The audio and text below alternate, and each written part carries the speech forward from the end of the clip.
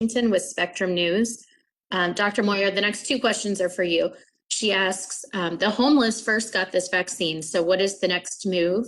And she followed up to ask if we will continue to use the vaccine on the homeless population. We're pausing using the J&J vaccine on anyone right now until we get further recommendations from the CDC and the FDA. My hope is that they'll decide that it's still safe and acceptable. And if they do, then we will continue. But in the meantime, all of our missions are going to be using the Moderna and Pfizer vaccine while we find out more information. And I know the homeless did get that vaccine. It is a lot easier to go out into the field with the J&J vaccine, and it only requires one dose. So it was ideal in situations where it's harder to find people 3 or 4 weeks later. So I know they, just like anything else, they'll be getting great care from our healthcare systems, whether it's Family Health Centers with the Phoenix Center or both of our hospitals, and they'll be at the lookout for the complication if it does happen. And then, Dr. Moyer, I read where the symptoms with Janssen are appearing 6 to 13 days after the vaccine.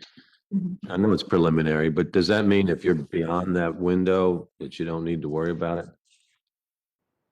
I think yes, but we'll wait and see from our CDC partners. And Dr. Smith, if you have anything to add. No, I would agree. And I think, again, you have to monitor your own health after one of these vaccine administrations. But in general, we haven't given 1 million doses of J&J in the state yet. I'm not even sure we've given 100,000 doses of J&J in the state yet.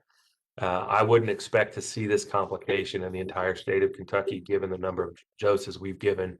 Nor would I expect it. I mean, if we really started rolling out, to see this in any large numbers beyond what I would see occasionally coming through the hospital system itself.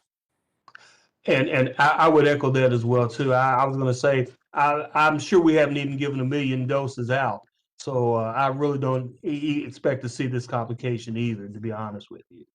Yeah, we've given out 5,563 Janssen vaccines between all of our partners to Jefferson County residents so far. So nowhere near 1 million. So chances are having any complications in Jefferson County residents is very small.